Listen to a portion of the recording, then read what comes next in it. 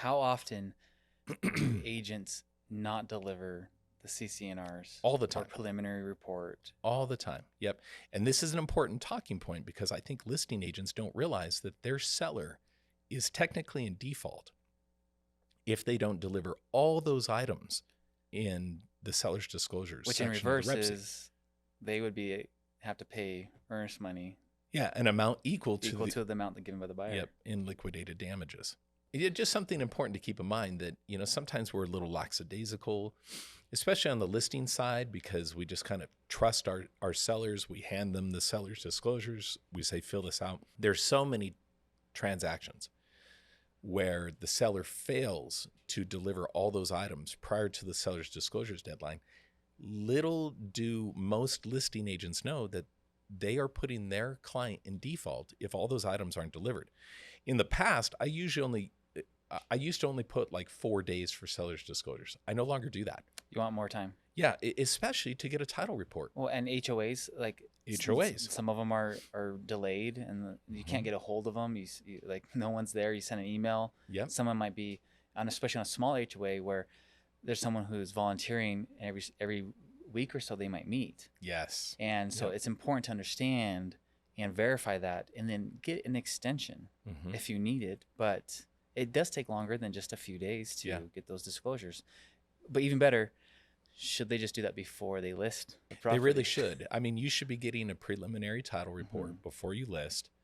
And there's so many of these items that agents don't think about until it gets close to closing. Right. And then they're like, oh, I really should have contacted my escrow officer and got all these things going. Because most of those items in the seller's disclosures can be completed by a competent title agency. So, and we obviously recommend Secure Title, who does such an amazing job. Yeah, they do. Okay, so the happy ending to that story is the broker didn't dispute it, and we got the earnest money back. They came back and they were like, yep, you're absolutely right. Our seller was in default. Good. So it was just they kind of canceled each other out. That's a great counterclaim. Yes. That's what I'm talking about. Yep. So, well, and that takes you to is that there's a lot of reasons for default. And so you really, as an agent, have to be very careful. And if you're so busy, you're doing all these things and you can't itemize those items, there's some good TCs that keep you, because it's one mix-up could cost you years worth of paying a TC to manage what you're doing, let alone just the headache. And it's just totally worth it because they will say, here's your dates. Oh, hey, your dates today. It's so worth having someone being your secretary reminder. Yes. Don't screw up here. Your clients are going to suffer for that reason. So yeah, I think you're spot on. What you're referring to, Josh, is the real estate is tough because we are a relationship-based business. We rely on the referrals of our clients and our past clients to keep things going. Right. And you mess up one transaction, that could be years worth of perpetual business because you didn't properly take care of your client. So I agree with you. I think, the $300-$400 that you throw at a TC, a transaction coordinator, is money well spent to keep a transaction clean. Right. So, and you mentioned Secure Title, and with Secure Title, the thing I've loved is holding the earnest money at the title company. Yes. One is it gets the client engaged with the company already. Then they start getting the work going. You don't have to be the person worried about that delivery. Yes. And if you have someone who's competent, they will get you a receipt and you deliver that receipt, you know where it's at. Everyone knows what's going on. I think it makes it cleaner, but it's still important. The delivery still has to be there. And if they are using a title company, there is an addendum to the Rep C that says that it will be held at title. Yes. And that's what they should use. And they shouldn't just write their own language, because I had an agent do the same thing and say, well, I'm going to hold it at a title company. And they don't disclose who it is. And that's all needs to be placed in there. Right. So, but I think it's important that what you mentioned is that you have clear delineation where title is going to be held, and that you are delivering that money within 4 calendar days to whomever that's going to be.